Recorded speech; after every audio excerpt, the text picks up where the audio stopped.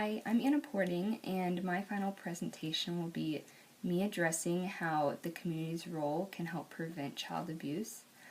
It was through simple research that I was able to see the roles of everyone in the community and just how easy and effective it could be, whether that just be simple home visits or by helping out family members. The solution that I will be presenting is on how the community can step out and help end child abuse, because while most abusers are mentally unstable, others could just need help. And it says that the newborn age child is more likely to be physically abused than older age children. And I just feel like with the help of the community and through home visits and just helping out your own family members, you will be able to reach out and prevent child abuse. I'll start off with my first article, which I found from a magazine from Australia called Family Matters. They state that the saying, "It takes a village to raise a child," epitomizes the importance of the role of the wider community in raising children and young people. Just the neighborhoods and communities in which the children and family lives influences the family functioning and the child development and the availability to support others in the time of need. In the past, efforts to prevent child maltreatment have been failed because we just fail to address the social forces such as poverty and family breakdown and society's acceptance of violence. And we also fail to see the community level factors such as poor access to services or social isolation or even high unemployment, and just the impact that these can have on the children and the families and even the community for the tendency of maltreatment. But more recently, there has been recognition that to truly prevent child abuse and neglect,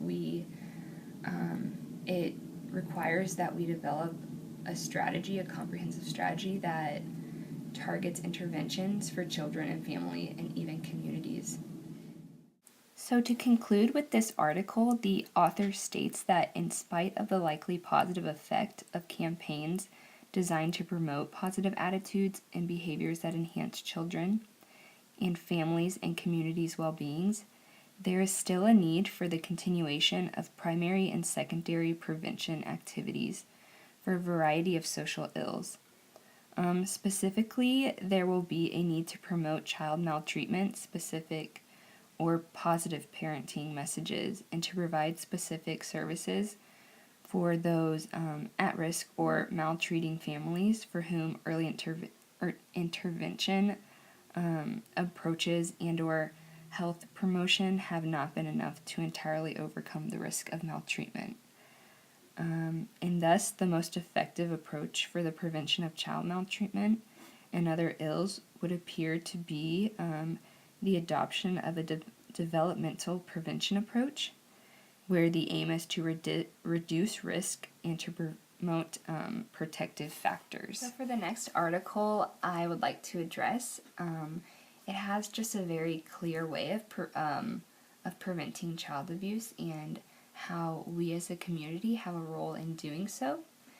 And I found this in an article from the book called Future of Children by Kimberly Howard and Jeannie Brooks Gunn. And I just believe this article is very beneficial in the ideas that it can bring to the community and just how we can get involved and how it is our responsibility to get involved.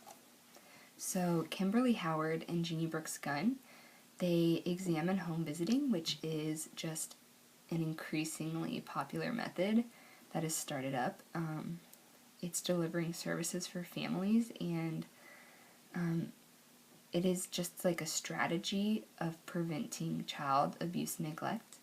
They focus on early interventions because infants, like I said, are at a much greater risk and endangerment of child abuse and neglect than older children are. So in the table that I'm going to be showing, the author examines the outcomes of related that are related to parenting and child well-being by looking closely at the evaluations of 9 different home visiting programs, and I'm just going to give you some time to read over the table and then we're going to talk about them. So the first one that I want to talk about is the nurse-family partnership, and the goal of this is to improve pregnancy outcomes and parenting skills and just a maternal life course for those early mothers. I think this is really amazing because it starts at before the baby's even born and goes through 24 months, so up to 2 years. The second one that I liked to point out was the Healthy Families of America, and what this did is the goal was to early identification of risks in parenting skills and to prevent child abuse. And this one goes from prenatal or birth to 5 years, which sounds like such a long time, but I feel like it's very beneficial. And finally, I wanted to look at the Early Head Start, which enhances children's development and support and strengthens families. And this goes from prenatal or birth to 3 years. So these are all for low income or first-time mothers or first-time families, and I just think it's very beneficial. So as we can see, home visits can impart positive benefits to families by the way of influencing maternal parenting practices, the quality of the child's home environment, and the child's development. And improved parenting skills, says the author, would likely be associated with improved child well-being and corresponding decreases in maltreatment over time. So Howard and Brooks Gunn also report that the programs have the greatest benefits for low-income, first-time adolescent mothers, which we can see is where most of the help is needed. The next article and the last one that I would like to talk about is the third article, which we will see reports on studies showing how friends, relatives, and neighbors are potential helpers for families who are at risk of abuse and neglect. I see this as one of the most beneficial of the 3 because it's just a simple way to show how we can help as relatives and friends and neighbors in just the community.